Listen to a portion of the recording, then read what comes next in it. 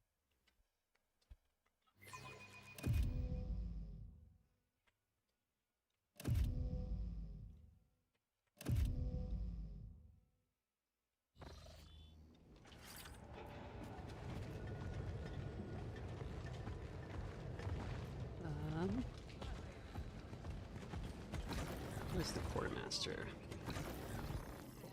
It's over here, right? That's the chapel.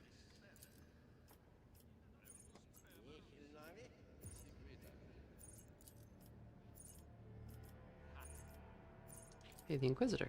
Let me talk to her.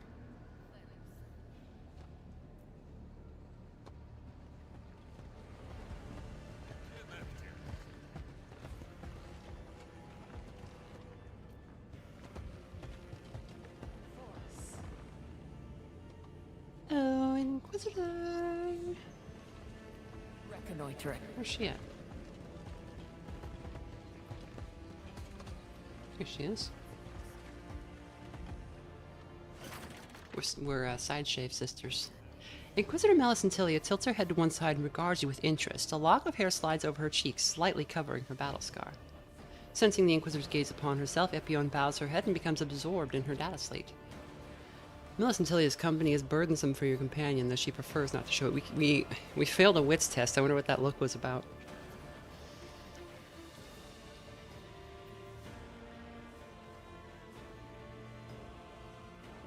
You promised you'd remember my name if I proved myself to be useful. And have you? Her voice drips with an iciness that makes you feel uneasy.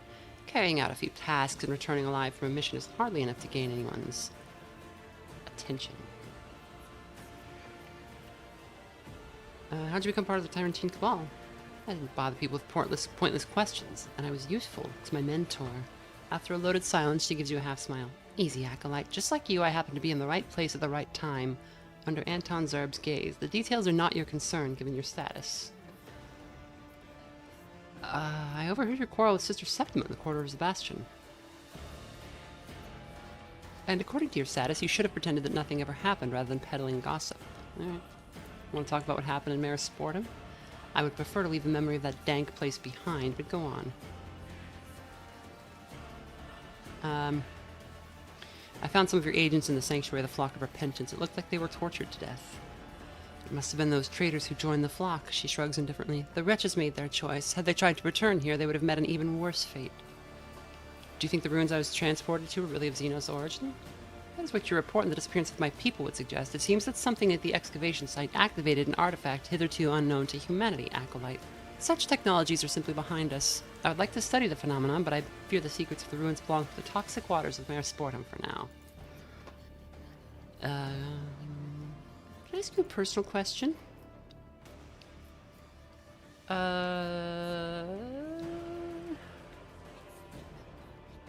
What does an Inquisitor of the Ordo Xenos do for the Tyrantine Cabal?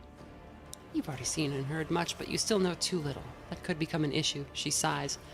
I can't give you a ready-made answer, but perhaps I could set you thinking on the right track. Calixis was once home to many ancient civilizations alien to humanity, and Scintilla was their heart. We find evidence of this all over the planet, particularly on the lower levels, as you were lucky enough to see for yourself. Which now has me thinking, what if the Hereticus Tenebrae that we've been fighting is also of Xenos origin? If we could retrieve the knowledge of the ancients, we might be able to study, even neutralize this threat. So this is Xenos, Hybris, and Xanthite. So by obtaining this knowledge, or would we would be able to destroy the Tyrant Star or even control it? These are dangerous thoughts, Acolyte. I suggest you keep them to yourself. That's all. Thank you for not shooting me, or mentioning that I overheard you. I honestly thought I was hallucinating. The drudgery. I forgot about this drudgery. It looks like somebody made this mess specifically for this person to clean up. I think this is a lady. 'Cause, this whole place is like spotless, except for here. There's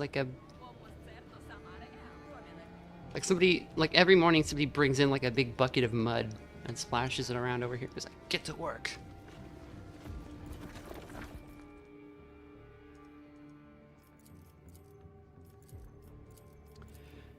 Okay, now we gotta go to the spires. Moving.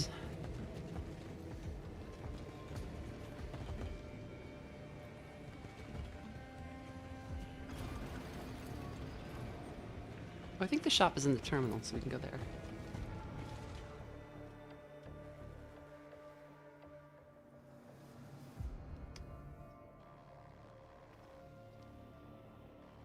So I'm not sure what the romances are in this game going to be. I don't think any of them are really in this this part. I wouldn't be surprised if Epione was one of them. And there's a character we haven't met yet that I don't think has any real story in the beta, but she is in it. She's the Magos? Magop? I think it's Magos is how they say it. She's Admech named Hypatia. Okay, I need to restock. Let's see.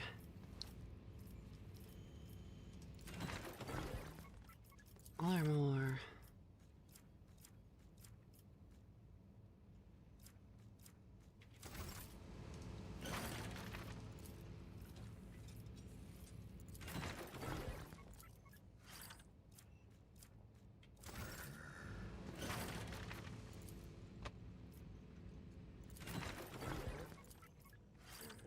Okay, here's light armor, but we can't buy it. That's great.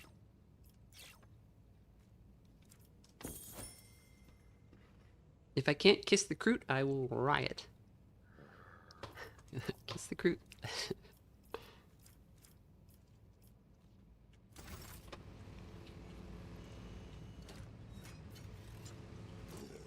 There's an ending where she just like you die unceremoniously for some reason, and then she eats you. We got a loudspeaker. What's it saying? The Vox alert system is silent. It will emit a signal only when the Bastion Serpentis is under threat. I liked in the beginning when there was like an emergency going on, but the Vox the loudspeaker that like just says propaganda all day was still talking. This Ursimus, you not serve the Emperor right. You have to beat the Xenos heretics and traitors, not those on your own side. Exactly. Cog is what we call an Amalathian. Attempting to discern the proper observance of the Imperial cult is the purview of the Ecclesiarchy's servants. They defend that privilege quite aggressively. However, I share your observation, Ogren. Confessor Ursimus was clearly not himself. Oh, you mean the Kroot is eating, yeah. The wounded beast turns vicious. The Advaka suffered pain for too long. Far too long. The pain went to his head and he became rabid. It is good that he is dead. Hey, Tech Priest. Binary Trill. Yeah, me too.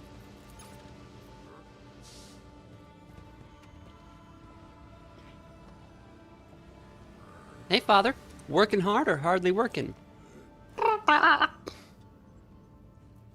Modem noises. Sorrow, how's it going? Sorry, Vermina, this is not a good time to discuss worldly matters, but if you wish, you may kneel beside me and pray to him. I'll pray. What's going on? Everybody make the Aquila. Hold on, I gotta know which, is it right hand over left? I wonder if that's documented anywhere. When you make the Aquila, does it matter which hand is in front? Because, like, when you, if you're Catholic, Never still for long. order you cross yourself is important, and it used to... Remembering a movie or something where they spotted a spy because he crossed himself wrong. Okay.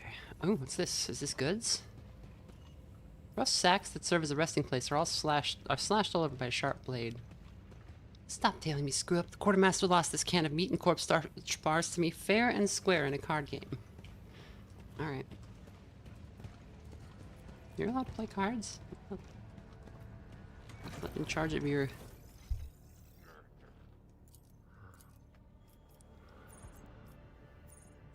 Alright, the verdict. Grub's here. Say hello.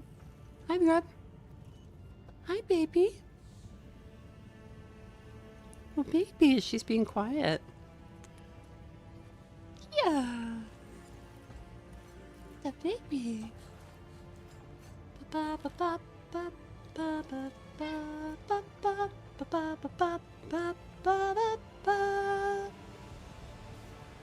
Nothing. She didn't do it this time. Baby. Miguel? Miguel? Is Mama streaming too much? But it's Warhammer, baby. What are Grub's thoughts on serving the God Emperor? Well, she thinks she's people, so she's all No on sense board in with delaying. mankind. Although she likes the way that the Kroot eat everybody. That's pretty cool to her. That's the kind of thing she's into. Yeah, alright, we're gonna leave Hamar and bring discordance for a while.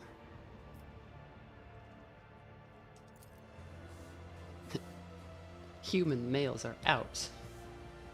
Xenos and human females are in.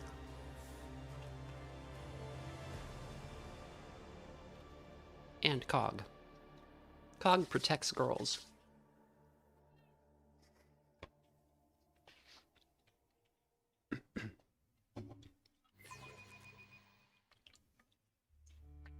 I kind of like the theory that,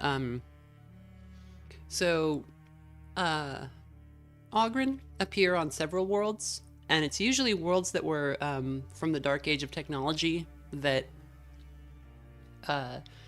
like, fell either in the wars with the robots or, afterwards, after the Empire had collapsed.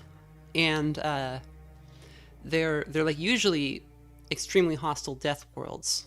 And the Imperium supposes that the Ogryns are a thing that humanity kind of naturally evolves into in these scenarios, where it's like, if you had like a catachan or something that went on for long enough eventually and didn't have external support or external like human stock coming in, eventually the survivors would just be widowed down to the biggest and strongest until you kind of got Ogryn.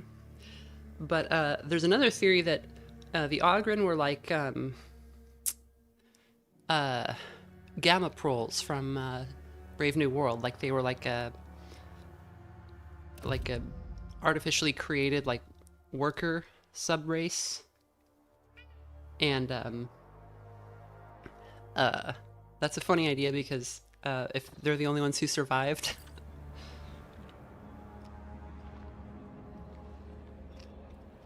And the Imperium also does manufacture Ogryns, like, on purpose. And there's, like, different kinds. They're not all the same.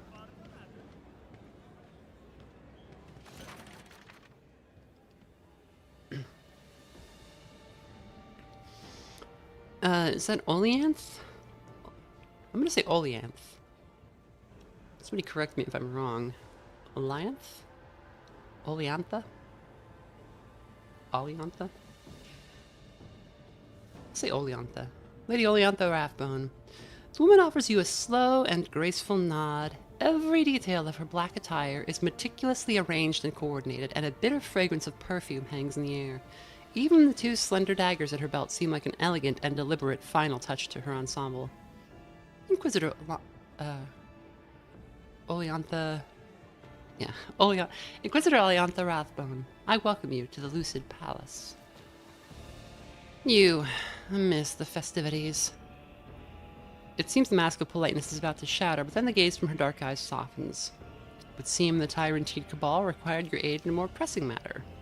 Yeah, I had to, go around and, like, a place you've probably never heard of. Ronnie Reagan says, might be old lore at this point, but I thought Ogryns originated on huge high-gravity planets. I think they got rid of the high-gravity thing. That might be the case that sometimes they are from high-grav planets, but it does vary. So, like, they're not all uniformly... They're considered, like, a single class of abhuman, but Ogryn from World A are not the same thing as Ogryn from World B. They're just similar enough that the Imperium lumps them all together. And there are, like, other kinds of abhumans. There are ratlings, which are, like, hobbits, basically. But there are also, you find, like, a race of, like, of abhumans that were, like, colonists who got cut off from a world for a really long time. And I forget what was different about them. I think they were, like, all albino or something in Rogue Trader. It's now escaping me what was up with them. But you have the ability to, like, be like, oh, you guys are mutants and must be purged, or be like, oh, you're just abhumans, it's fine. And then, Ponderdive says, Lanth, but Ollie. Oh, well, I don't know how Lanth would be, would be pronounced. Iantha? Iantha? I don't know that name. If it is a name. But yeah, so some Ogryn probably are from high grav worlds, and some are just from worlds where there are just huge monsters everywhere, or, you know, some similar thing going on. And that also helps explain why sometimes you see Ogryn that seem like geniuses, and sometimes they're like little children. Like Cog is pretty middle of the road for how they're depicted. He's got a bonehead implant, but he's not like a genius. The ones in Darktide are weirdly smart. In fact, the only stupid Ogryn in Darktide is the one that has a bonehead implant, although his implant seems to be broken. As you may have been informed, it is my supposition that an unidentified heretic cell is plotting an attack on a high-ranking figure. Your task is to confirm this intelligence and punish the heretics, or refute my hypothesis and let the inhabitants of the spires resolve their intrigues themselves. We have limited time left to discuss the mission details. What happened during the festivities? Aside from a few incidents that threaten not so much the lives of the guests as the ceremony and the spirit of the celebration, all has been quiet. However, the important personages have not yet left the palace walls, so we must remain vigilant.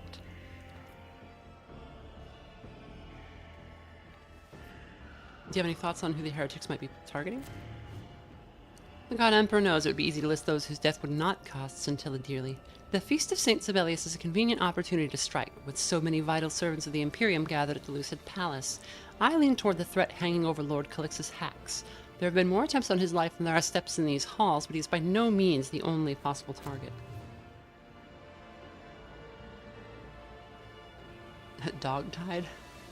There are dogs in Darktide. Grub, do you know about Darktide? When they go, and then it just plays that sound over and over and over again because there's always dogs.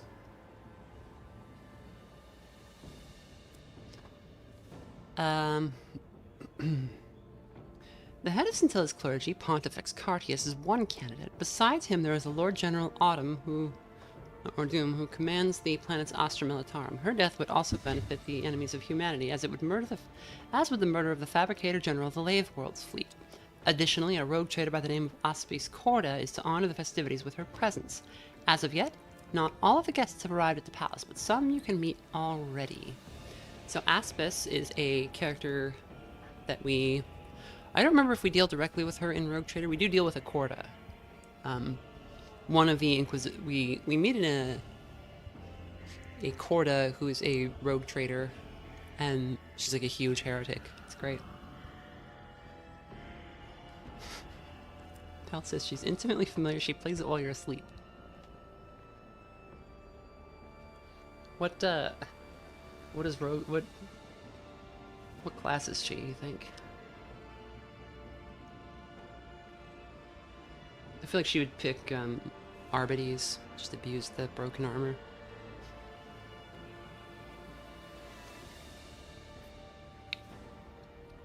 Who were your sources regarding the planned assassination attempts? I pieced together information as one would the shards of stained glass, slowly and assiduously. Although these were mere rumors, they were beginning to form an unambiguous picture, and just before your arrival, one of my trusted observers procured crucial proof of this murderous plot. He hurried to the palace to report the details to me in person, for he feared the Vox message would be intercepted. In the end, the shuttle carrying him broke down during landing and crashed into one of the spire walls. A staggering misfortune, is it not? But the death of my agent was not in vain. It merely confirmed the severity of the threat. So, if we had come here first, we would have been able to prevent that crash, and we would have found out what the assassination plot was about early. Where should I start? For now, you should concentrate your efforts on the immediately recognizable conflicts within the palace. It has come to my attention that the Lathe World's emissary, Hypatia Cultus Sigma, is at odds with the Fusiliers. Commander, it's Hypatia Cultus Sigma. It would be prudent to verify if this incident has any relation to our mission. Also, in the interest of the Inquisition, present yourself to Lord Clix's hacks while you still have time before the Invocatum Sanctus. He has important information that he wished to share. The governor is among the high guests in the hall behind me. After that, do whatever you can to find the apostates plotting the assassination. However, the composition of your retinue is scandalous. To bring a Kroot into the gathering of Scintilla's elite, that is at best audacious. You must demonstrate unequivocally that the filth is obedient to you and will not take a single step without your command.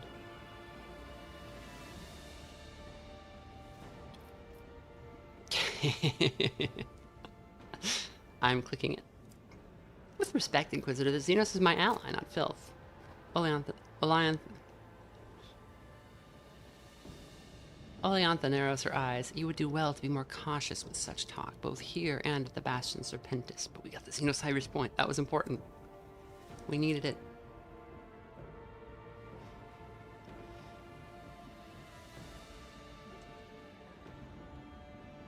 Should I know anything about these high-ranking guests? Naturally, they are not like ordinary mortals, Acolyte. They bear the titanic burden of duty to the Imperium. Yes, you are a representative of the Inquisition, but without a sigil, your political weight would not nearly be as significant. I recommend exercising a more sophisticated approach than threats of reprisal when dealing with them. Their voluntary cooperation will facilitate your mission within the palace, and without, in the long term. Also, finally joining the guests is the rogue trader of the Corda dynasty. She is vested with the power of a sacred warrant of trade, in addition to incalculable wealth. If I were in your place... Oleantha pauses in thought for a few seconds. If I were in your place, I would endeavor to keep my distance. The Lord Captain and the Tyrantine Cabal have recently experienced a certain tension in their relationship. So if you know the tabletop games, I think Rogue Trader came out first in tabletop. And rogue traders are fabulously wealthy. If you're not familiar with the term, they're basically like a part of a dynasty that owns ships and at least one planet, usually several planets, and they have a warrant of trade from the Emperor that allows them to travel all over the place and deal with Xenos, and that makes them fabulously wealthy, gives them a huge amount of responsibility and a lot of freedom, much more so than even like more freedom than like even an Inquisitor would have, although Inquisitors are very powerful. And Rogue Trader came out afterwards, and in Rogue Trader, like the tip top of the power level you reach in the first edition Rogue Trader tabletop is below where you start in the Dark Heresy tabletop. So the tip top of the power level for an Acolyte is like still below where you start in Rogue Trader, which is very funny.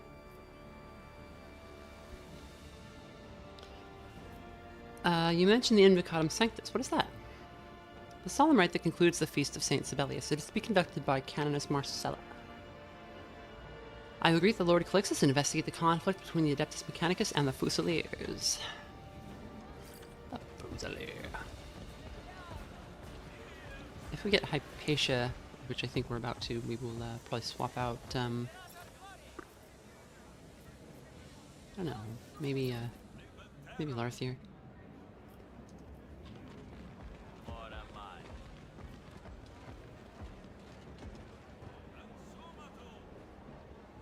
Glory to the Emperor! Love that Emperor.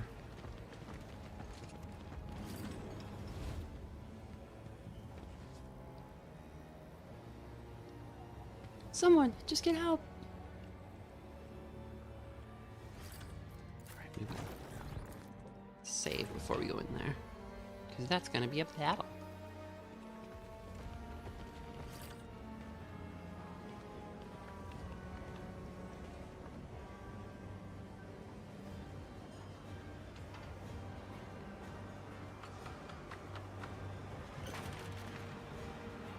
Hypatia, a full companion quest will be added in future versions of the game. Alright, we'll take Hypatia, we'll leave Larthier. I can't bear to leave her Octi, she's too useful. So Hypatia doesn't have a portrait yet. Will there be a heretic path in this game? No, the paths are monodominant, which is like a hardliner. Xenos Hybris, which is working with Xenos. Xanthite, which is not heresy per se. Xanthite, the Xanthite, it's not a sect. It's a, yeah, the Xanthite sect believes that chaos is inevitable. You can't kill it, right? Like no matter how many demons you kill, they just go back to the warp. You can't stop the warp. It's an intrinsic thing that not only does humanity rely on it for like warp travel, but like it's because humans have souls, they have a connection to the immaterium.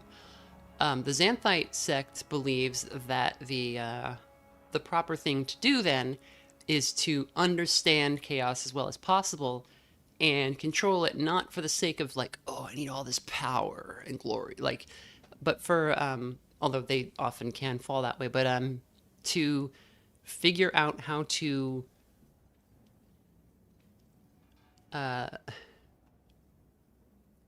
prevent chaos stuff from happening and also channel it toward more useful ends. If you know about like demon hosts, I think that's something that they're really into. And then Amalathian is the fourth one, which is like just being nice, just being cool and nice. Not necessarily nice, but like trying to understand that the Emperor wanted all of humanity to work together, and that there's no way that everybody's going to see eye to eye on every issue. So the prioritization should be to create harmony between mankind. And you're not locked into just one. It seems like I'll show the thing in a moment. The warrior dashes through a target to the cell on the opposite side, making an attack that deals 50% damage. Can be used one time per turn.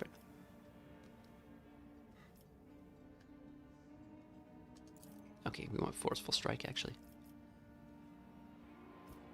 So Hypatia is a warrior, so she's like a melee character.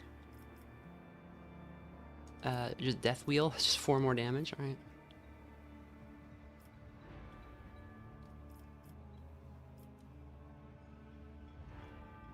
Test subject of the Thanatophysiologist. Until the end of combat, the target enemies pass any test to avoid a critical or toxin effect with -10 penalty.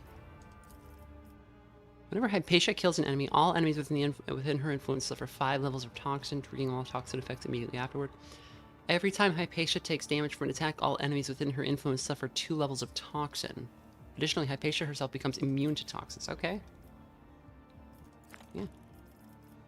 Poisonous blood.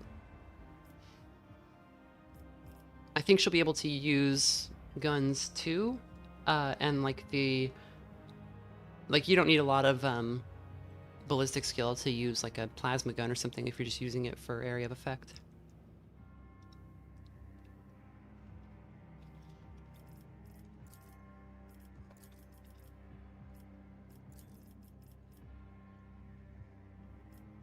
But it sounds like Hypatia might be more of our like a little bit of a tank here. At the start of each turn, Hypatia regains 4 wounds. At the end of combat, she removes all critical effects from herself. Enhanced regeneration. And she... yeah. Yes, please.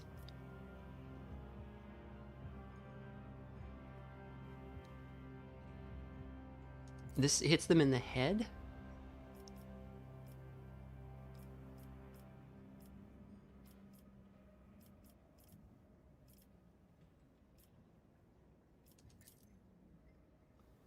Okay, more armor durability is better than the other things.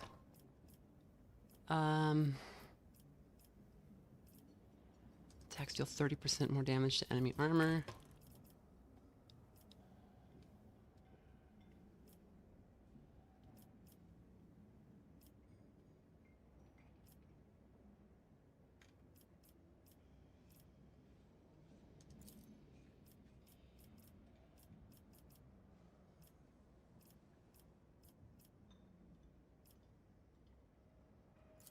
Stability. Okay, so we'll just get like a crap ton of armor when we use that ability.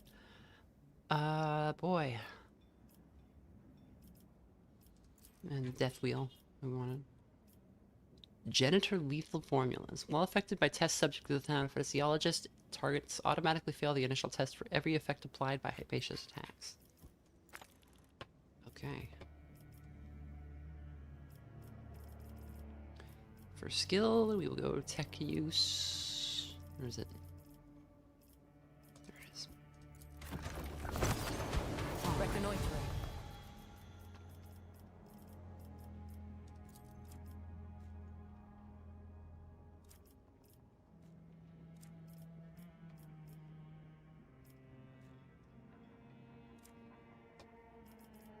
Oh, and she can scale like burst attacks or area attacks off of her intelligence. So that'll be good.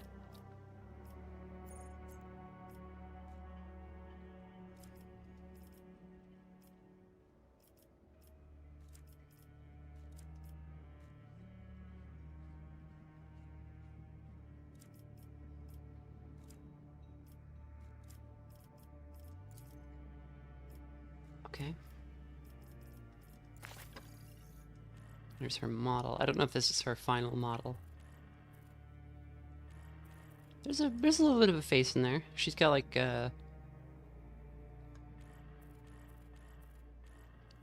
so I see 2 human hands. I see a shitload of mechadendrites, which are these robot arms. This is not a backpack she's wearing. This is part of her body. It might come off, but Mechanicus are usually. If you look at the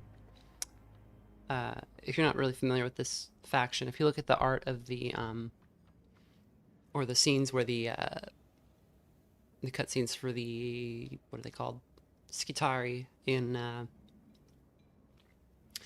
Darktide, those guys are like a torso, like they're like as messed up as like Millennia is in Elden Ring.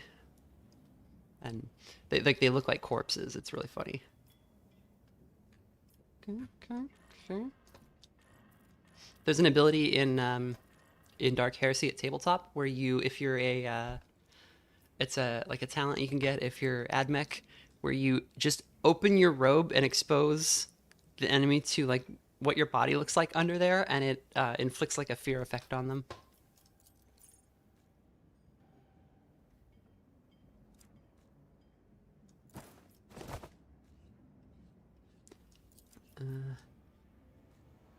Okay, we can't be damaged by toxins, so that's fine.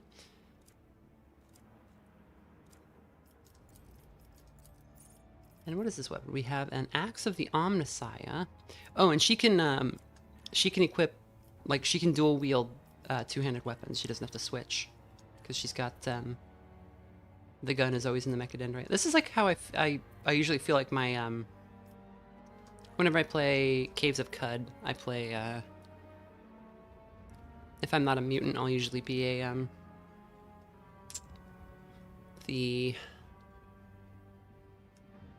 what is that one class?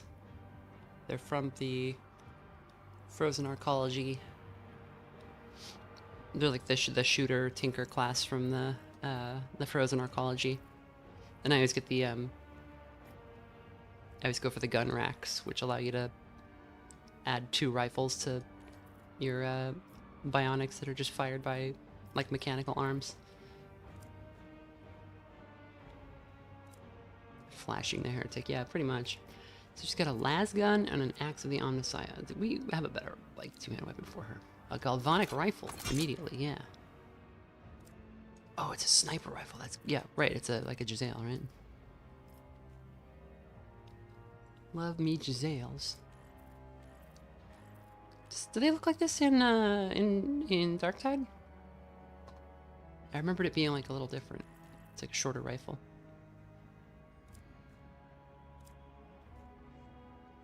Well, the arm amputation long las is pretty tempting. And we don't have a plasma gun. I thought we...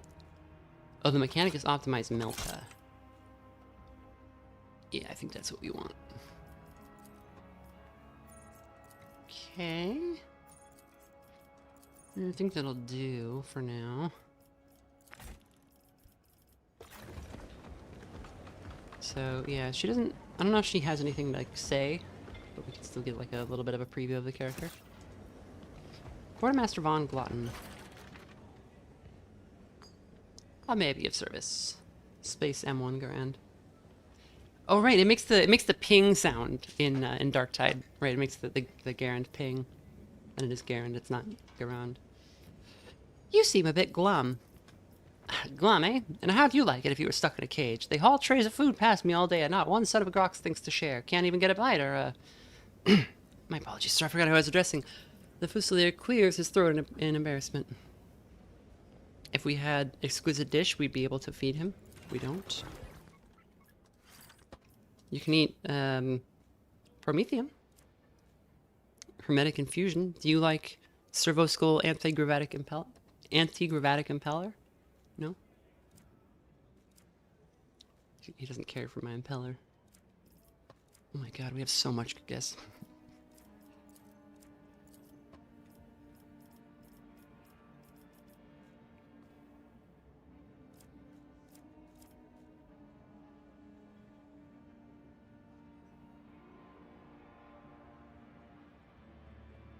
In Darktide, it makes the ping when you reload rather than when you fire your last round, which is very funny.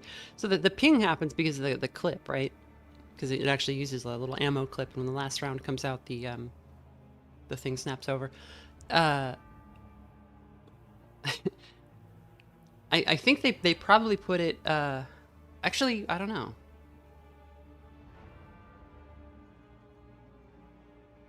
It seems like it would be. I was gonna say they probably put it on the reload so that it would be more useful to the player, but I think it would be more useful to like know when your last round was fired. I wonder if they came up with like a funny reason why it makes that sound.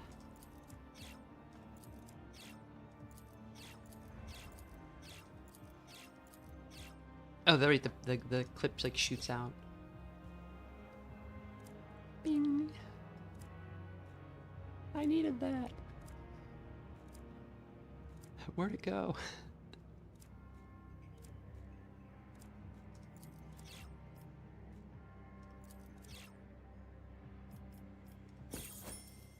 Okay.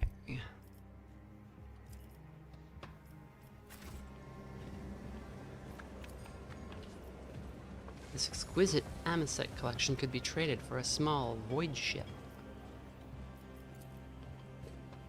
The armory appears to have been hurriedly repurposed from something else. You can see scratches on the floor from furniture that has now been replaced with boxes. A festive dish? This isn't for you. I'm responsible for every crumb. Go away. I like that it was Hypatia who ran over there. Must acquire organics. The table is buckling under sumptuous dishes made for the honored guests. Oh, it's the kitchen, right? Do you suppose there's like a nerdling, like ratatouilleing one of the chefs? Under his hat. Making him spit in the soup so everyone gets sick. No sense in delaying. Oh, hey, it's Usher. What are you doing here, man? Pontifex Cartius. My assumption's kind of a ping that has been reloaded properly. It's the only thing that at least kind of makes sense. Yeah, I mean, like it could be any component in the machine, like, you know, moving around. The galvanic rifle is like a chem rail, right? Like it's a, uses powder and magnetic Always charge. on the move. Chem coil.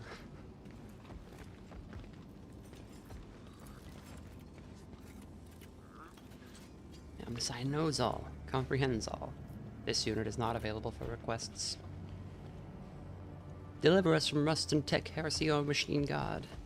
There's a scene in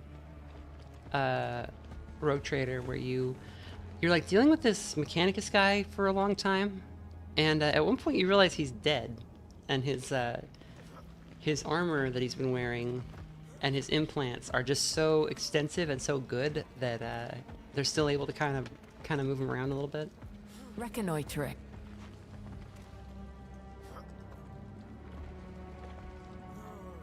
It's a fun moment.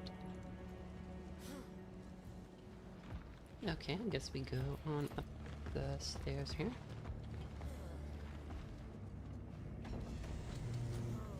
Something like that. And if memory serves, the shots are somehow electronically charged or electrically charged too. Yeah, railguns and stuff in media are always like it's a lightning bullet somehow.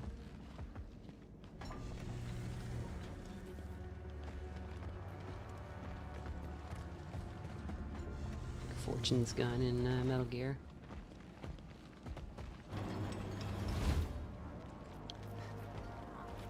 Aggressor biologist too. Reagents on the table are intended for assembling poisons. I like poison.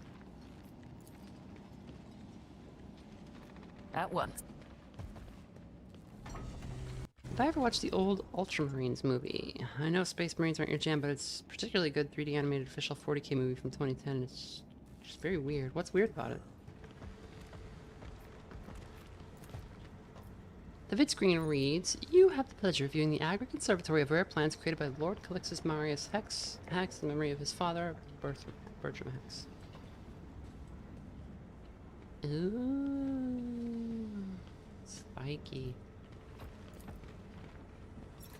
The leaves of this plant tremble every now and then.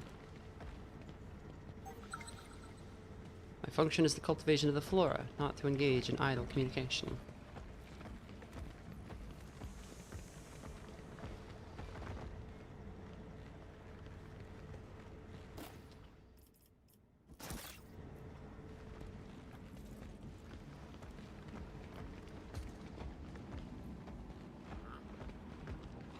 I'm gonna report back to the Inquisitor. Okay, we managed to loot all of the goods. The Holy Ordos teach vigilance. Extrapolating bracers. Whenever at least 3 enemies suffer damage from the wearer's area attack, they must pass a resistance test or suffer critical effects to their torso. Okay.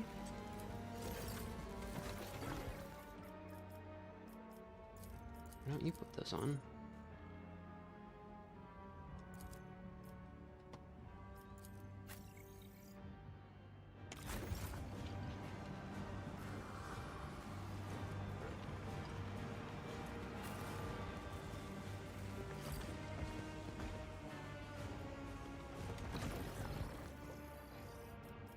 No idea where we're supposed to be going.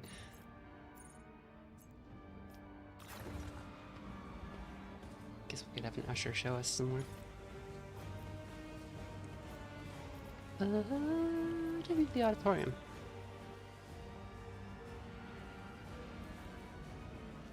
It's incredibly fast and loose with the lore in weird ways.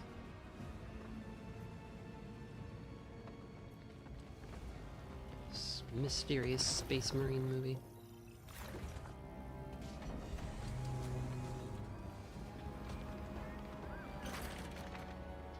Sickly looking youth with slicked back hair looks up from his data slate. "Yes, my fine lady. I have been notified, a servant of the Golden Crown, to be afforded all possible assistance and granted access to the palace storerooms." Any supplies? Okay, it's still just the same shop.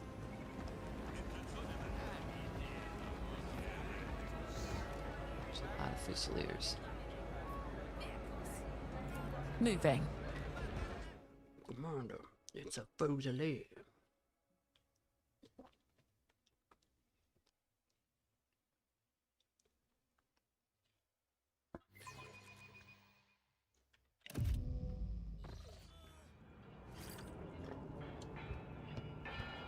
It's also very early 2000s 3D animation, despite coming from like 2010.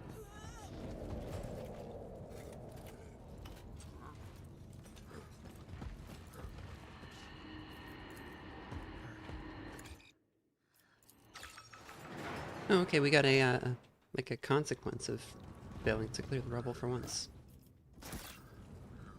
which was an injury. Oh, squeeze through the crevice. Wait. Keeping my eyes open. Okay. Let's start disarming these traps.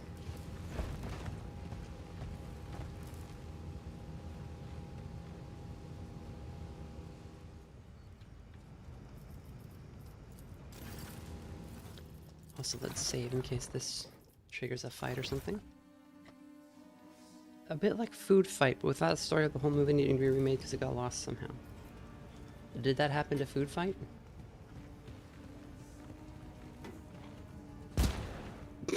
Every single time there's a mine in front of the trap.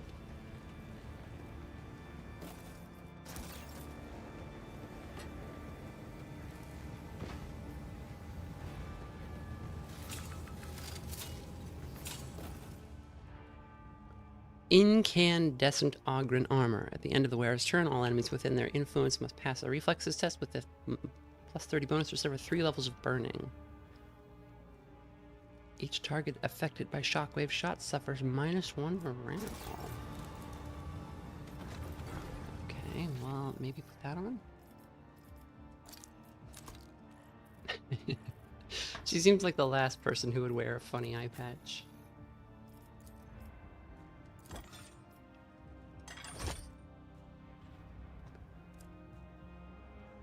60, 16, 5, 72, 16. Wow, okay. This had 5 defense, which was nice, but I think the lighting people on fire thing is pretty funny.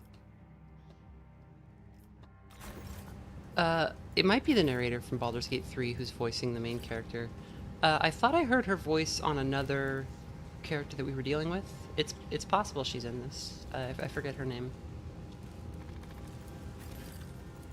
She's a very funny lady.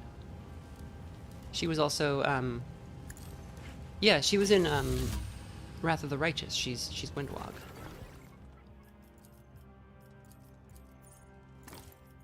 Who is the best character.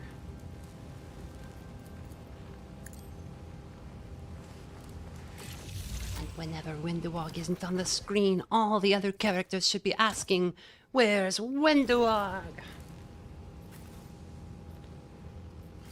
Investigate. The Arvis, having breached the wall, created a massive pile of debris.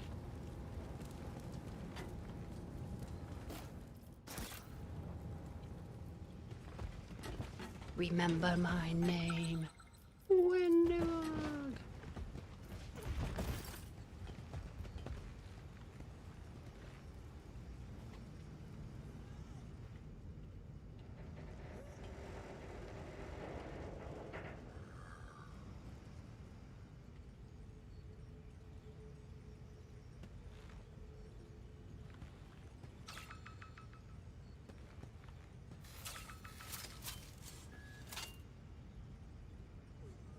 She's also Eleanor in Warframe. She's who? Amelia Tyler, is that? I don't know if that's right.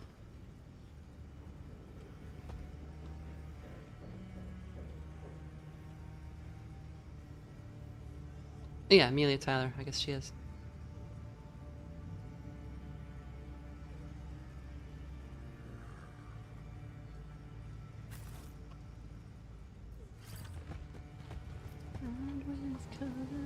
Captivating, I'm lost and gone away.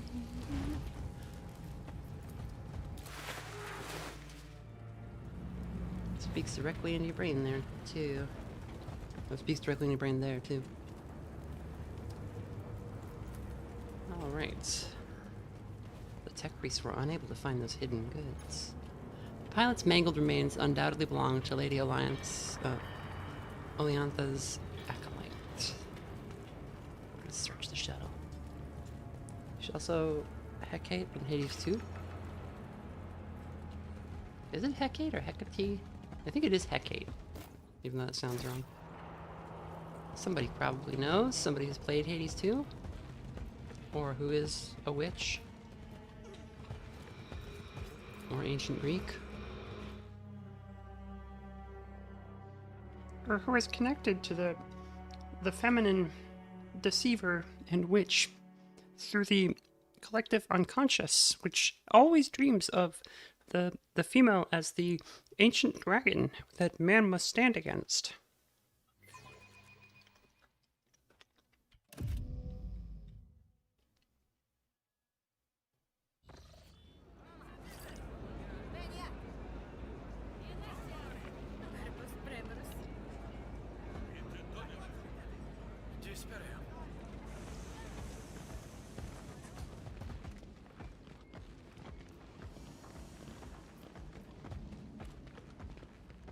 It's pronounced Hecate.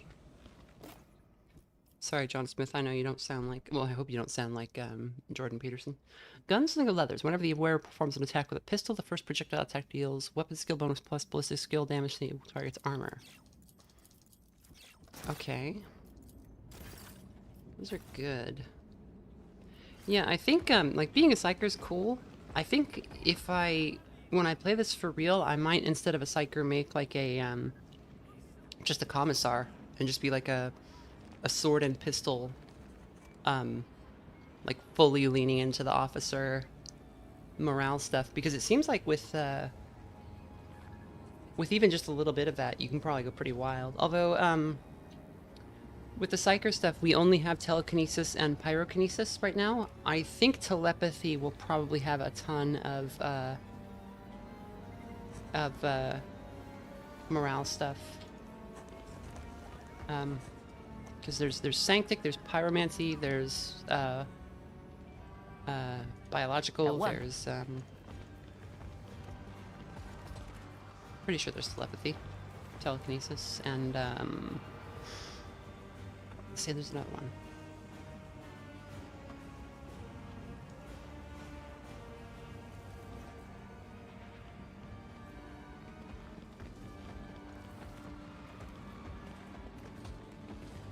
We'll see who Exterminatus is who.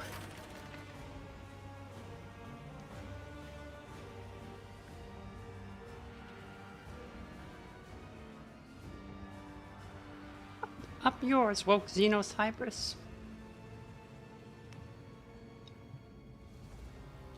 Yeah, he would be a hardliner, but then they'd find his servo skull and they'd look at the picked recordings on it, and it would be full of Xenos porn. That's not mine. I was merely studying the enemy to learn their weaknesses. Halt, this area is restricted by the order of his lordship, Lord Calix's hacks. What's inside? The auditorium, sir, was damaged during an intercept operation involving the palace guard, the details of which we are not privy to. Okay. So, we were advised not to try to throw our weight around here.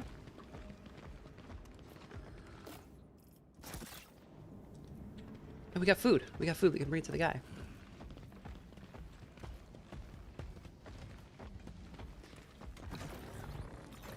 Why was there food in the Mechanicus room? We're the AdMech guys. Having a snack and someone just dropped it. Okay, we'll go here. This isn't the guy, we want the other guy.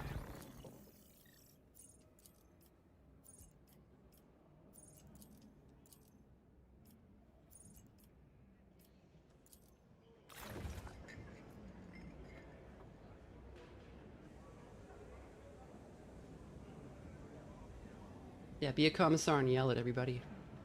It sounds like a good idea. I mean, it's a... Moving. Yelling is a superpower. Oh, I need 3 exquisite dishes? Okay. Man's so hungry he requires 3 dinners.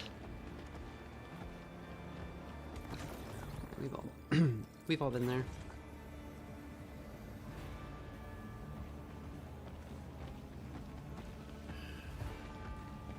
What's the 40k equivalent of benzos? Oh, we probably have to ask Hypatia.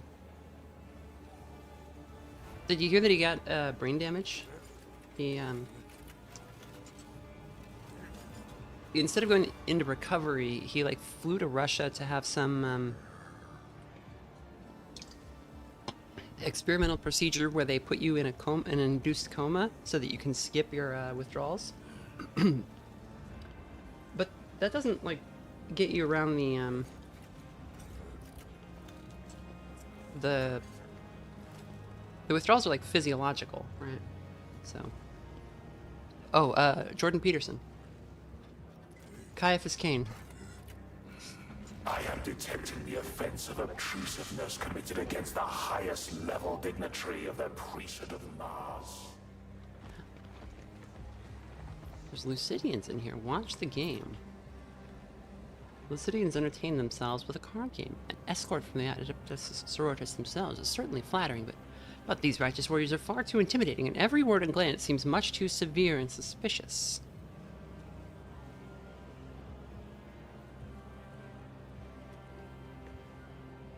Exactly. How is one supposed to enjoy the food and conversation in such an atmosphere?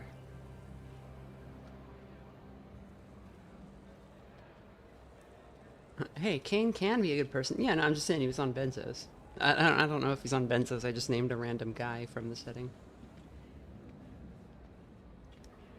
Reboot Gilliman.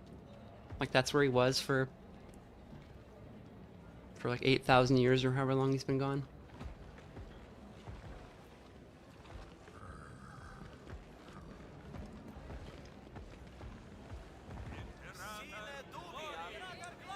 Bars will put you behind bars, Lord Primarch. Do not take Xannies from the Xanthite No sect. sense in delaying. Acolyte, the Lord Calixtus wishes to speak with you. Okay. What's up? You have been granted the highest honor of beholding the Lord Calixtus himself, the illustrious sovereign of Scintilla, servant of the God Emperor and our master Marius Hax. Bow your heads in his presence and do not insult him with your ignorance. A tall, morbidly thin man briefly looks up from his data slate. You are late for the celebration, Acolyte of the Holy Ordos. We express our hope that the matters that distract you are commensurate with the duty you have allowed yourself to neglect. The governor's voice is harsh but his predatory bony face remains unshakably calm. What is your name, and what is your mission?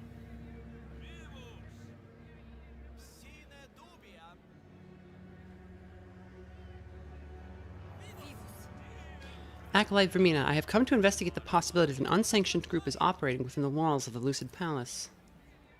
Commendable and effective brevity, Acolyte. We shall consider this your innate virtue. Uh-oh. I picked diplomacy, so... Realizing you have no intention of speaking further, that's funny.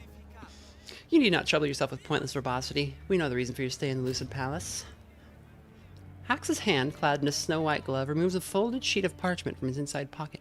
Take it. This time, the sender is quite old-fashioned and wealthy, as evidenced by their decision to send us threats on parchment. For the most part, it is simply boasting. Threatening letter. The parchment bears a message written in elegant calligraphy. To Marius Hax, Governor of Scintilla, your inept rule has left the citizens of Scintilla defenseless before the enemy. Your time is at an end. Prepare to be lost in the shadows of history. Respectfully, your devoted adversary. So it's the Phantom Thieves, right? They're gonna break into his dreams. We're gonna have to fight him in the Mind Palace.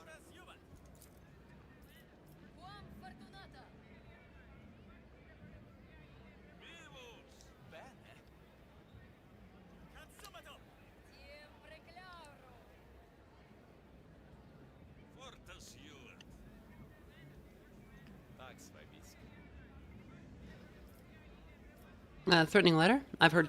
thank you for the information, Governor. I will do my utmost to ensure your safety and well-being. We are grateful to the Holy Ordos for their protection, and entrust our life entirely to... Oh, he still has briefcase of counterfeit money? Do I know anything about Necromunda? I do. Lady in green. Uh-oh. We got another wife. Additional wives. Her hair go all the way up.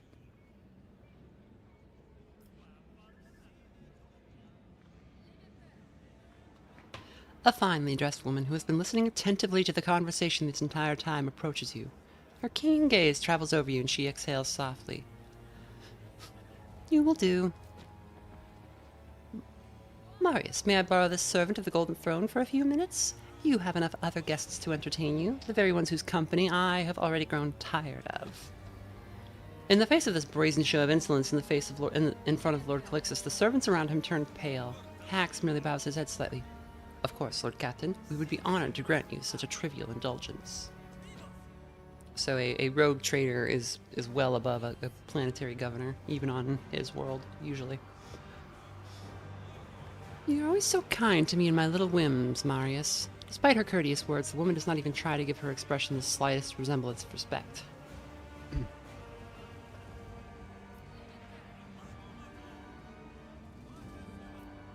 I would be delighted to assist the honorable lady.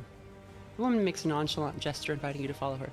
Join me for a short walk. Let us escape the crowd and share a few words along the way.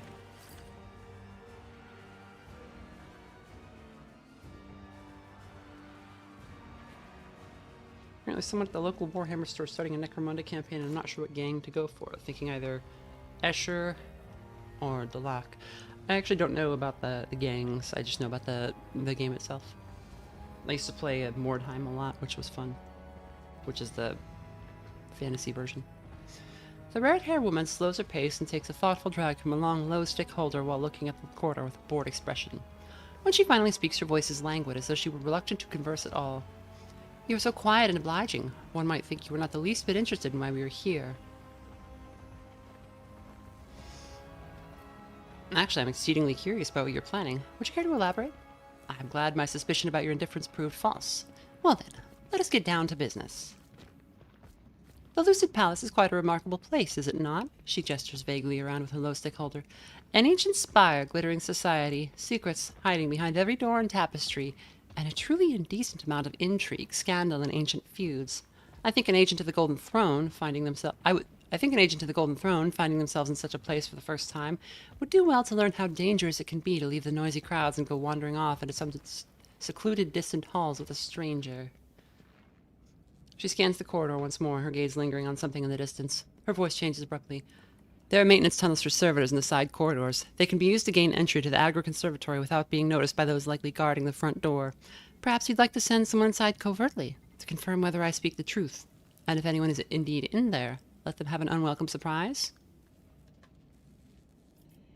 Yes, I have someone I can send as a surprise.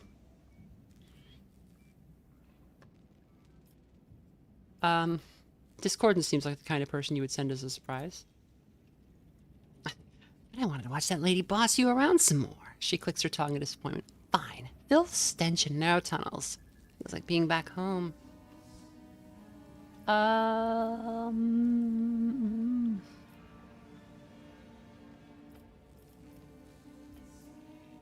Should we send someone with her? It'd be funny to send Cog in again, because last time we, when we had to free those prisoners and we sent Cog in to negotiate. I don't know, maybe go with Epion. I could argue against it, but I admit it's a rather interesting challenge. That's enough, the rest will remain with us. The woman shrugs, looking past you. I believe the little surprise you sent through the tunnels will not make it before the commencement of our hypothetical meeting. Well, perhaps that is for the best. The effect of its appearance will be all the more striking for our upcoming interlocutors. She stretches her lips into a sardonic smile. Whatever she means by interlocutors, it is unlikely to be anything resembling a pleasant interaction. Let's not waste our time on loitering around. She takes one last drag of her low stick and strides confidently toward the Agri Conservatory. Shall we go inside, see what wonders our dearest Marius's famed greenhouse holds? Yeah, we used to, when I was a kid, I was like pretty young, we would order pizzas and like eat pizza and just like bullshit around, and as we finished the pizzas we would cut the pizza boxes and make and like hot glue them into terrain, and we would play Mordheim.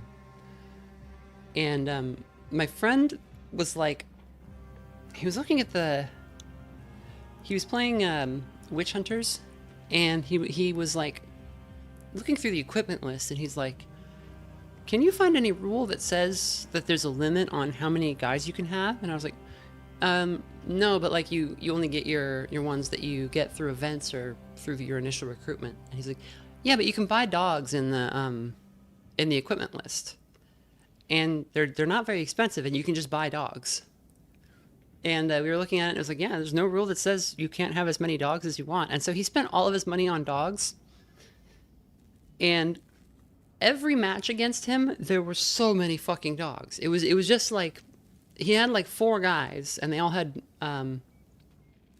guns.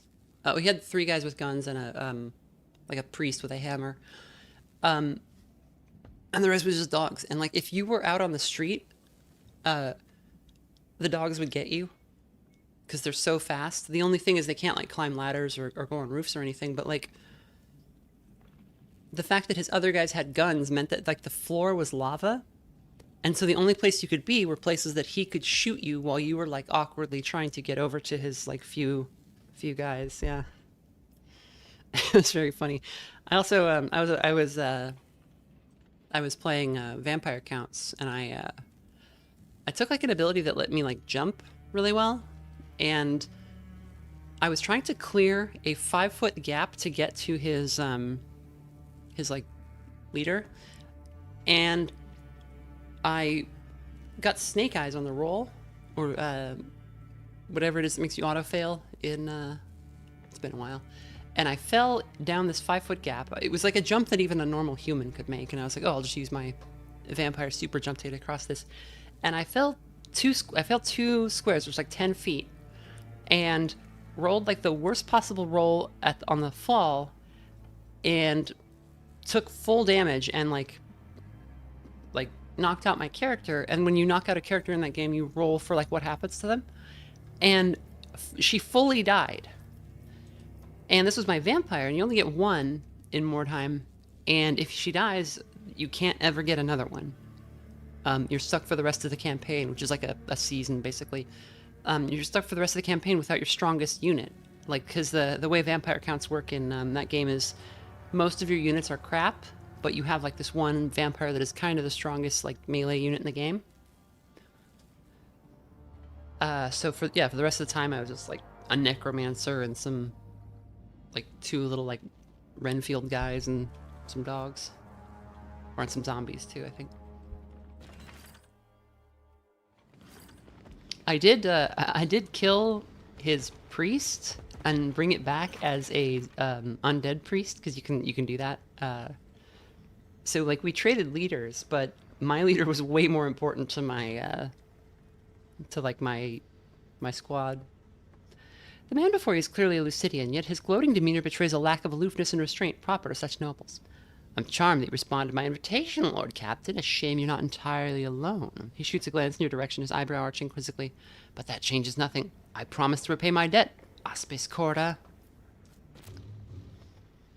Your companion gives a frustrated sigh, and her lips stretched into a feigned smile. Ah, Rudolphus, I was hoping that anonymous invitation for a private conversation in a secluded place would come from some new and interesting person who had a new and interesting issue with me. Although I suspected you would not accept the loss of what you had considered your property, and that you might be foolhardy enough to try to ambush me and this charming young lady. The tip of her low stick sways in your direction.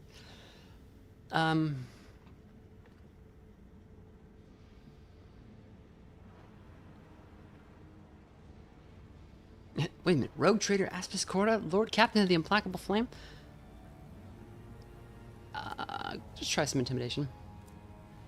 Tell me, Rodolphus, would you prefer to repay this sworn debt of yours by groveling at our feet or by licking our boots? Aspis Corda gives you a venomous smirk. Veins bulge on the Lucidian's forehead, his face turns crimson. Enraged, the man grabs a device on his belt. You will die here, all of you! Aspis Corda suddenly opens her fingers and her still smoldering low stick falls to the ground. The rogue trader fixes you with the look of a beast ready to pounce. A little wager, acolyte. You and I, to see who can put down more of these heretics who dared threaten the life of one of the God Emperor's chosen. Begin! I'm more of a talker, not a doer. Uh-oh, she's Zora farming.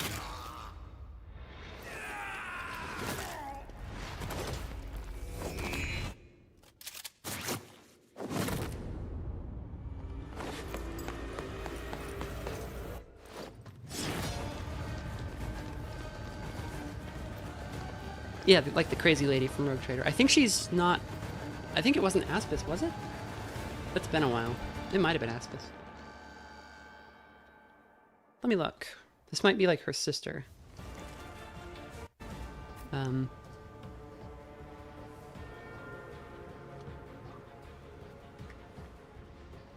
Incendia is, I think they're like cousins or something.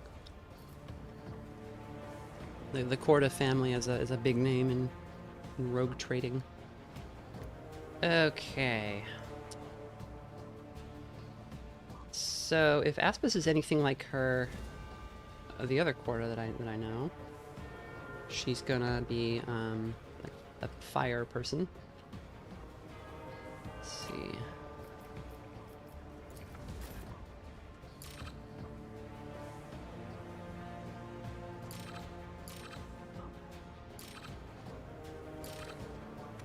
You can't go anywhere, can you? Why is that?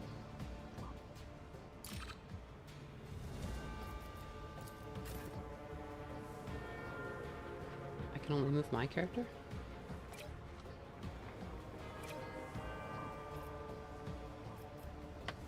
We've got enemies eliminated by the Inquisitorial Warband, enemies eliminated by Aspis Corda's group. Okay. A reminder, Acolyte. Whoever kills the most heretics wins. Shooting Rodolphus counts for 3 of his thugs, but should you manage to take him alive, you will earn yourself a special appreciation. Oh, her guys are good. Okay. Oh, yeah, she's got Arch Militant with her. Arch Militants are scary.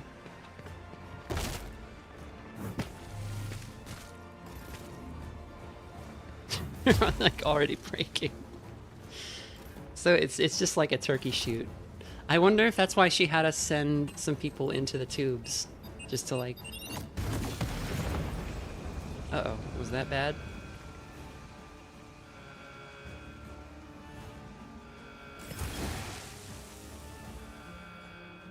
I wonder if she was trying to like get rid of some of our guys so that we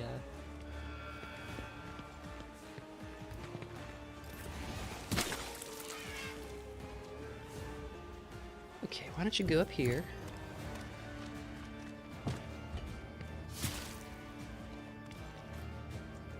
And just start shooting people, honestly. Like this guy. What's his deal?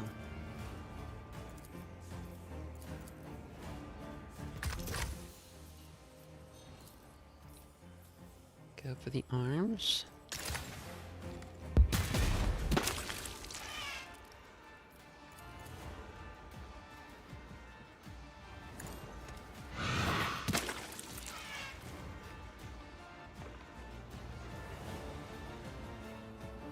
Calling it rogue trading makes it sound like a collectible card game.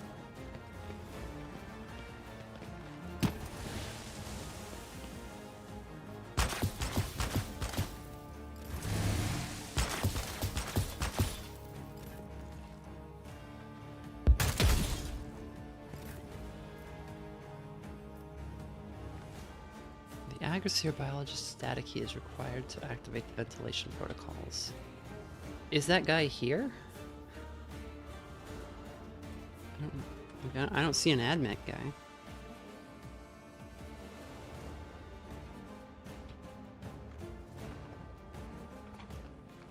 Okay, so our Hypatia is immune to poison, so we just wade in.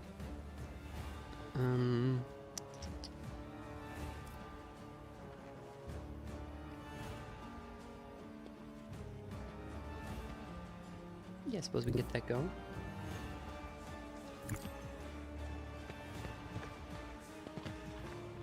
Not. Melt-a-Scourge. Can we get him?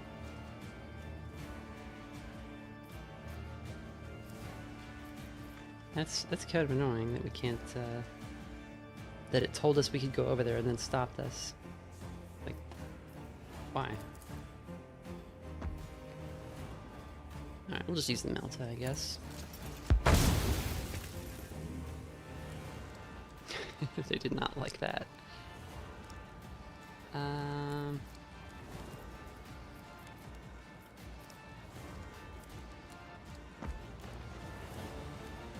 Guess that's your turn.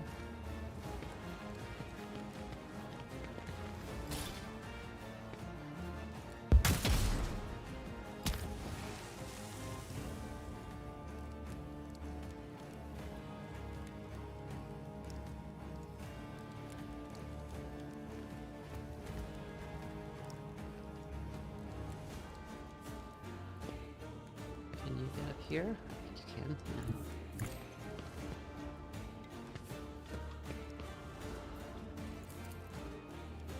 I'm not gonna stun that dude.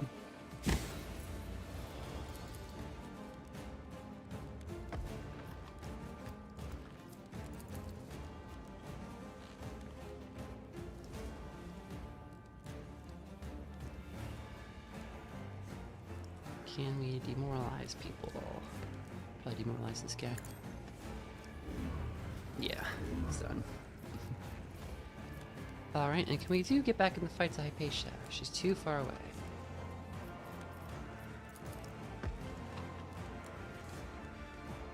I guess we could give Octi another attack.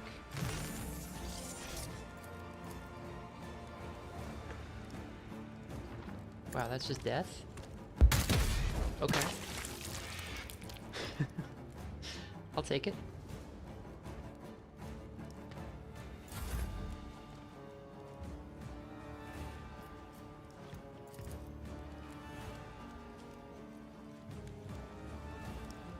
Are any more guys at negative?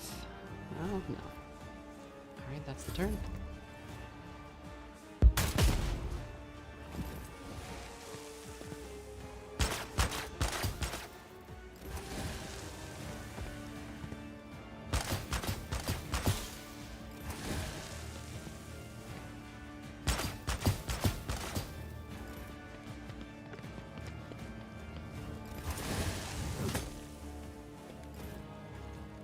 They're not having a good time.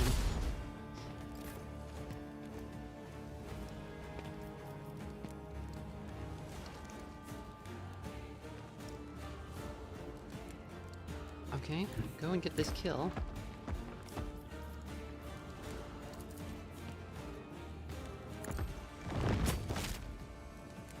On and smash. And we do a little enduring.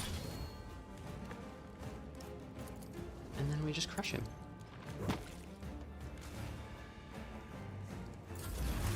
That's how it goes. Oh, there they are. Okay.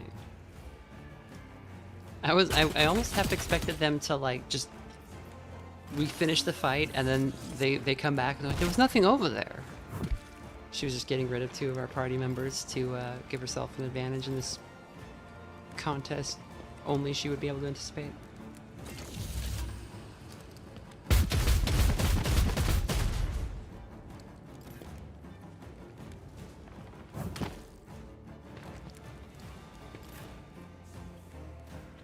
Okay, what we got here? Oh, Leon.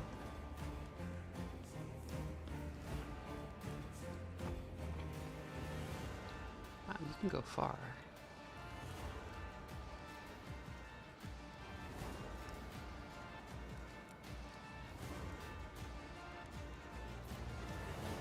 Maybe more than what you going that far? I guess so.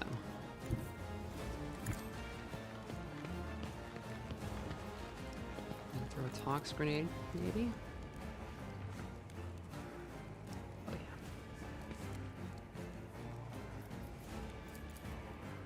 What about shockwave shots? Fire.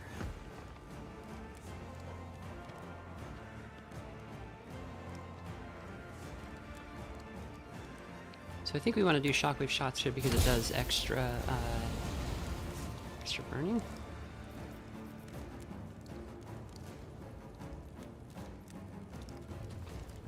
Maybe extra poison, I don't remember. Okay, pop over to this dude and just murder him.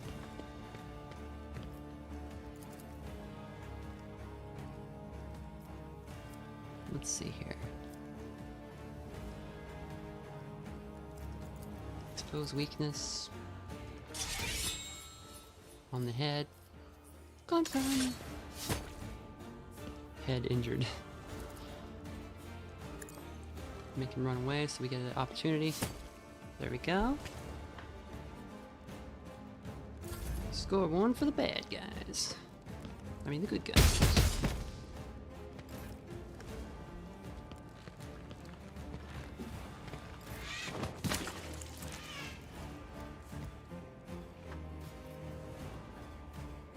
Okay, Ra'akti. Guess you could just start shooting people.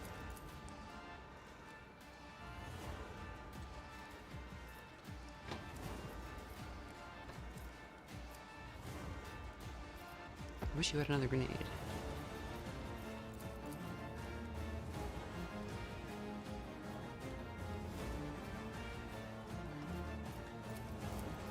You can just do a normal shot, yeah.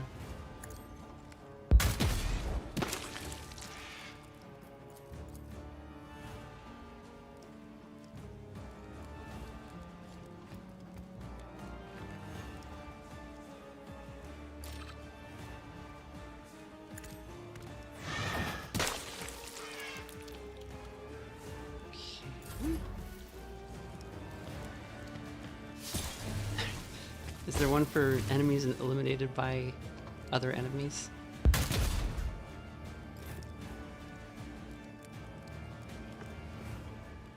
Okay, we've got Megos. Can you go here and nuke this guy? I think you can. Let's do it. Okay, so she has Forceful Strike. Melee attacks cost 1 more, but deal more damage. Oh, but we can endure and get our armor durability back, so let's do that. And Blaze Rend does 10 levels of burning. Strike is 18 to 22, so we can cleave, which is a wide area, or we can hit for just a lot of damage. And light this man on fire. Good times. I think I'm not sure, but I think their morale went to shit so fast because we have like a team that specializes in poison and stuff.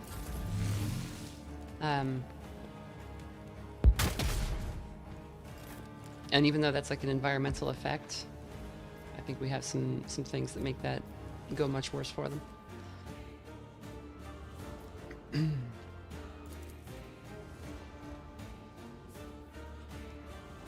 you're still stunned, so I can go like over here. Can I pop anybody else? Is there anybody else who needs it?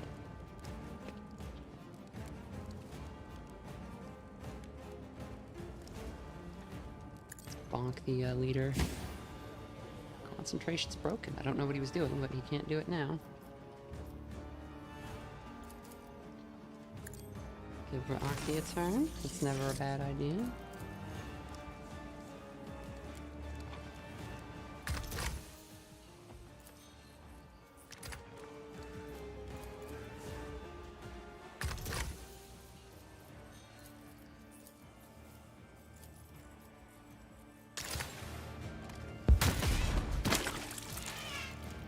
Having a bad day.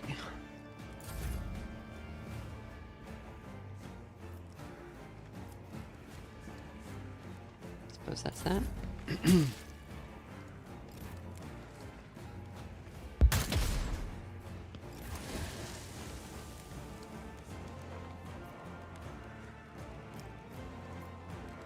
Let's see, can we get over here?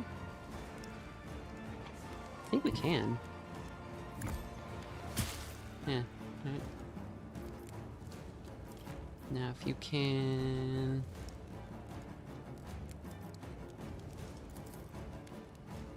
Dog and smash that dude. And then bonk him.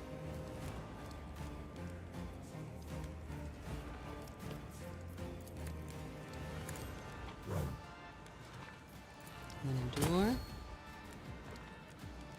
I think that might get him.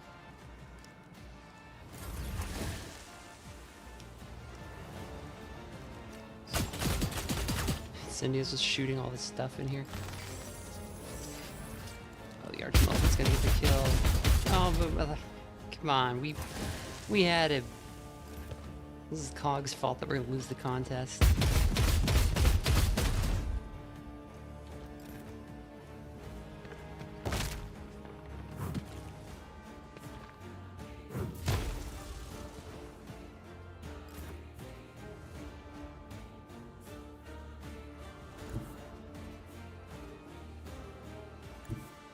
Let's go here and burn these men.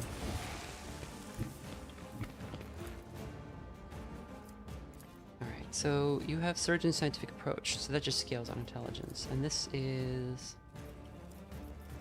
Okay. So why don't we turn on overwhelming bullet storm?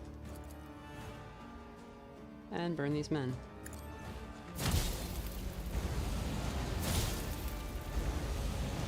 They don't like that.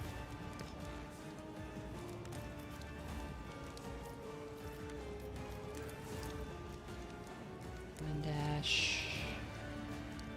Maybe just back to here.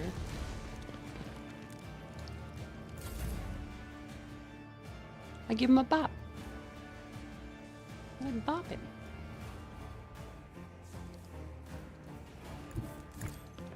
Wow, she can move really far. Alright, I guess the same story with this dude. We just stab him in the head. That does so much damage. And then we scare him away. And he takes another stab.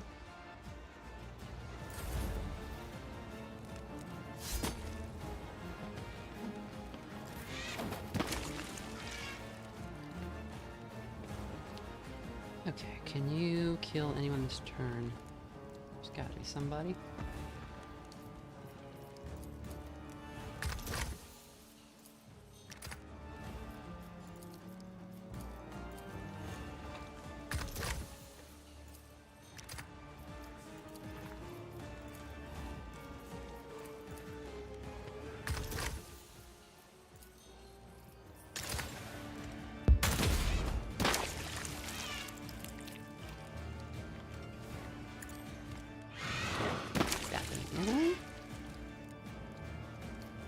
Alright. Aisha, go kill this man.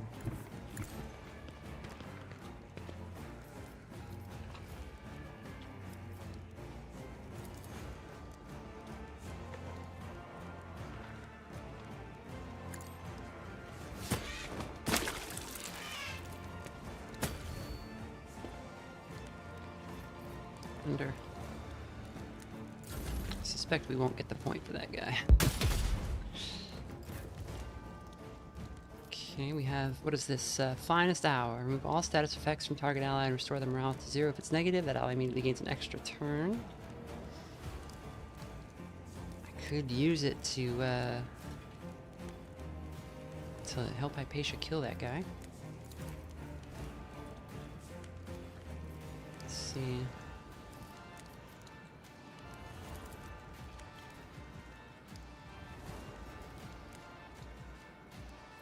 Although we have our guy over here that we can kill.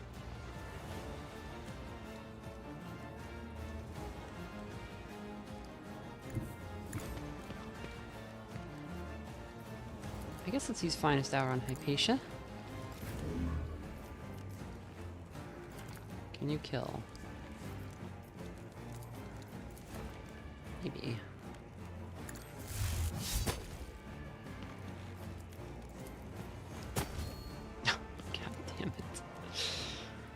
Come on. Maybe you can get him. Oh yeah, we got him. No way. Wait. Get one more turn by giving the turn to the Groot. There we go. There we go. Now we got him. It's our point. Ooh, and we can immediately take another shot. This guy has exploit on him, right? Yeah. So we can use this exploit removing power and that other one to precise shot him in the torso or the head. Head'll kill. Okay. Back to the fight. We've got this.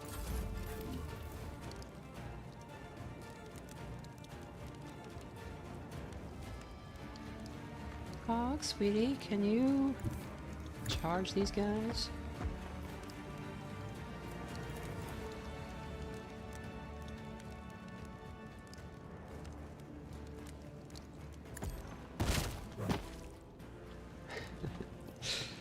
Here we go. Oh yeah, that's the good stuff.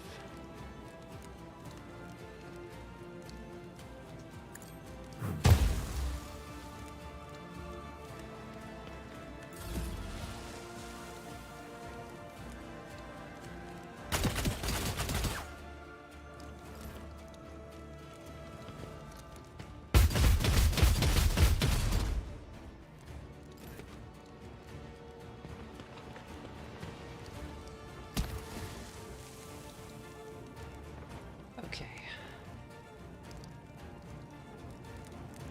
Hypatia, I think you can, or not Hypatia, Epion, I think you can break their morale this turn?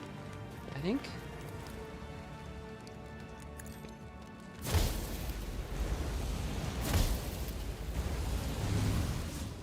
Certainly broke that one guy's morale.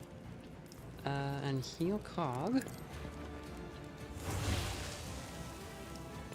And that gives us Discordance, who can get pretty far.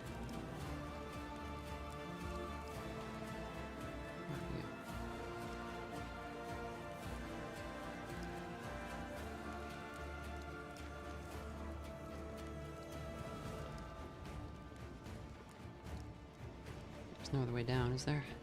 Nobody else up here? Okay. There's a dinner left up here.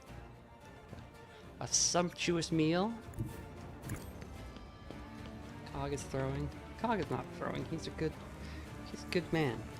He's helping.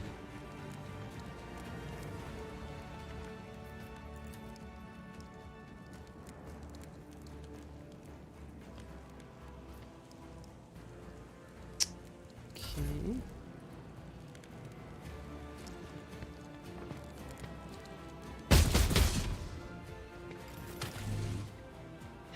That was our kill. Select resolution protocol, execute the enemy. Alright, so I think we got a capture. Right? A succulent collagen meal. Having scanned the scene of the carnage, the dignified-looking Fusilier in an officer's uniform pierces you and Aspis Corda with an inquisitive gaze. I am General Aldrich of the Scintillan Fusiliers. By the God Emperor, what is happening here? The rogue trader brushes a stray lock from her forehead and rewards the stunned Fusilier with a dazzling smile and a meaningful look. By the will and grace of the God Emperor, an agent of the Golden Throne has heroically protected his anointed steward from the scheming of treacherous heretics who hid amid his righteous flock. Is that not a miraculous deliverance from the plots of his enemies? The general looks carefully at Aspis, then gives a measured half bow and makes the sign of the aquila on his chest. Indeed, Lord Captain. Thank you for the clarification. I will not detain you any longer. My people and I will handle the consequences. Rodolphus looks at the rogue trader in impotent rage. Accursed! Arrogant! Now, Rodolphus, no need to soil your family name with such banal insults. The outcome of this little rendezvous was determined from the very start. Aspis dusts off the white lace of her suit and seems to remember your presence once more. Is that a draw? A draw? I'm disappointed in us both, young lady. Either one of us could have tried harder to win this little contest. Well, I suppose we'll have to make peace with this rather lackluster ending. Look around. Rogue traders have strange notions of entertainment. Address Aldrich. Thank you for your aid, General. It was an honor to aid one of the God Emperor's chosen. You just saved me and dragged me into your petty squabbles. I think this was pretty... Finally, something worthwhile's happened at this tedious gathering. Oh, you enjoyed entertaining me, did you? How splendid. I hope you can invent a few other ways of expressing the Tyrantine Cabal's gratitude for the invaluable assistance that the Corda dynasty provided by taking your associates on that voyage to the Iacanthus system. Who can say? With you in particular, I might even get along.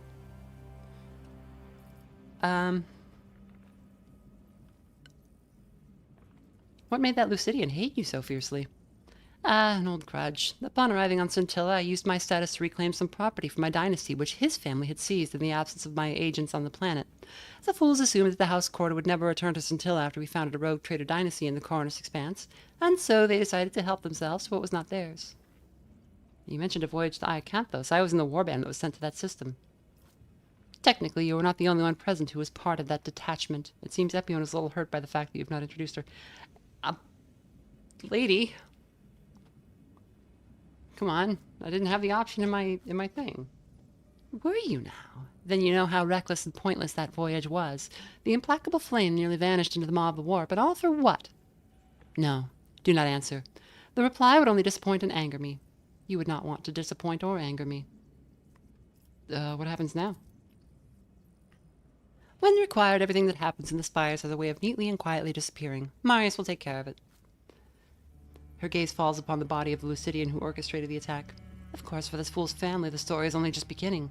I will see to it that their offspring's mistake exacts a bloody toll from the entire line.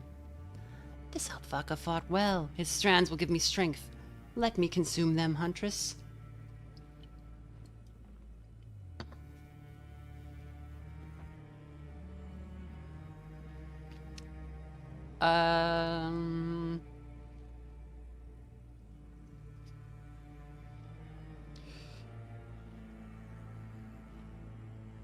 I can be nice, or I can be mono-dominant, or I can just chill.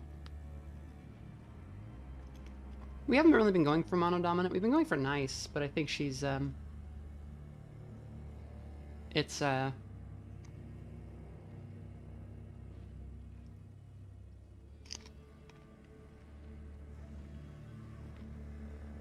It's above our station to say much. We'll just over them. An assault on a rogue trader is a challenge to the God Emperor himself. All the heretic's lineage must cleanse its name with blood. Quite right. Then again, that is precisely what I expected you to say. I need to return to my duties. Thank you for our little stroll, Acolyte. It was most gratifying. Although I cannot promise that my future searches for entertainment on this backwater planet will not include you again.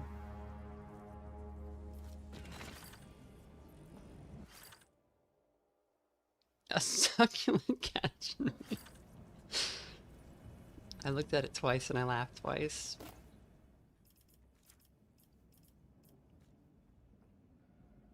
Aggressor armor set. Where deals 20% more damage. Every time they perform an attack of opportunity, they gain... Wow. Okay, put that on right now. Like, don't even... 20% damage buff on somebody who already does, like, a shitload of damage. None purer. And she doesn't have a, she doesn't, like, have a bionic eye or anything. It's just gone.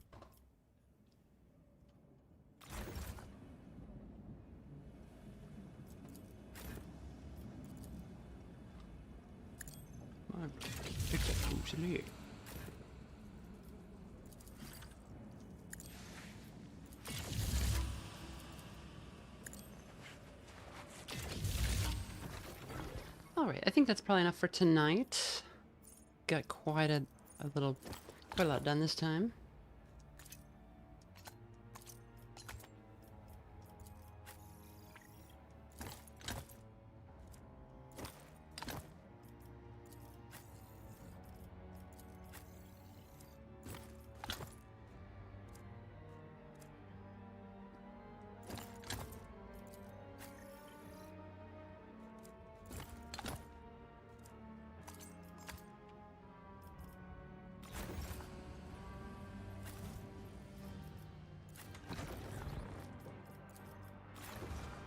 What time even is it?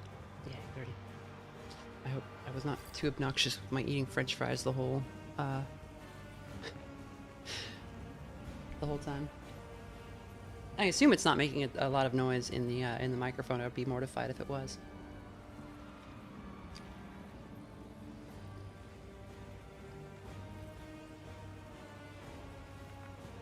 I didn't even hear it. Good. I don't know if I'd be mortified. I'd just be like a little annoyed, but...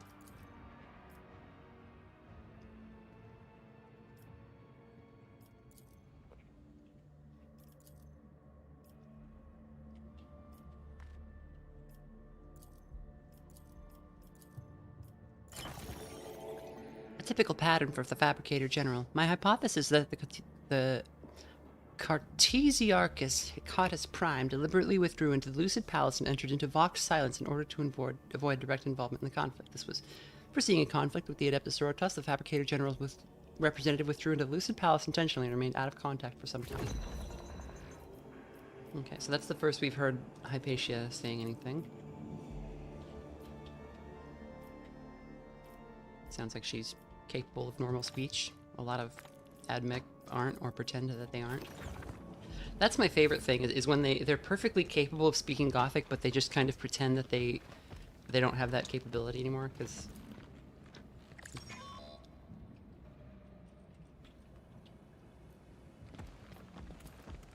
So, and I think Epion might be a into the ladies, and that's why she was nervous about, or miffed at us for not introducing, because there was also a, there was a wits test that we failed when, Hypatia, or not Hypatia, sorry.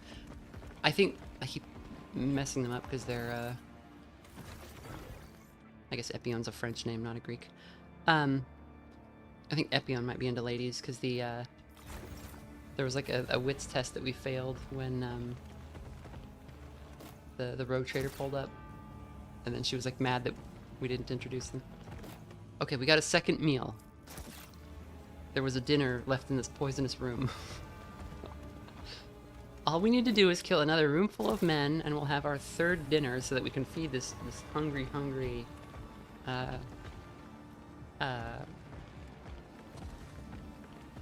quartermaster.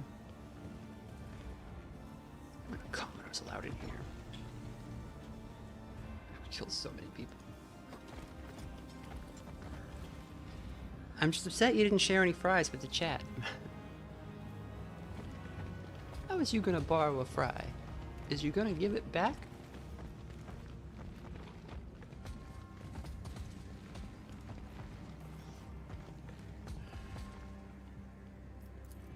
You have my attention. Warband is splitting up.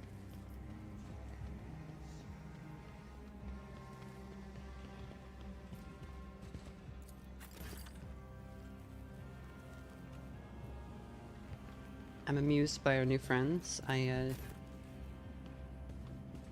deathly curious to see what they do with Hypatia.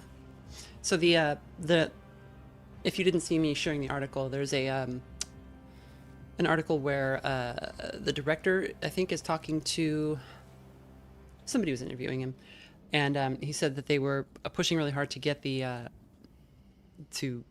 Hypatia romance in the game, and he said it was like, if it pans out as planned, it will be the craziest romance that he's ever seen in a CRPG, which is a very funny notion. Because again, she's not just an admech; she's Megas biologist. Biologist. I think it's like biologists. They treat humans as if they're machines. Like it is the canonical belief of the admech that the machine god created everything, but that humans are imperfect machines, so that we would have the opportunity to make better machines and make ourselves into them, basically. But the biologists see they take more interest in humanity and are responsible for like cloning and gene modification and all that kind of thing. There's like a famous one in the setting who's like responsible for a lot of the Space Marine stuff, I think. How is a rogue trader gonna borrow a fry? How is a citizen gonna borrow a fry?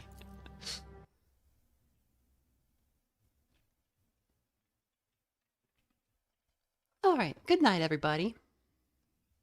I will go pet Grub and turn on the air conditioner and tell her that it's not actually all that scary. It's just normal. Later.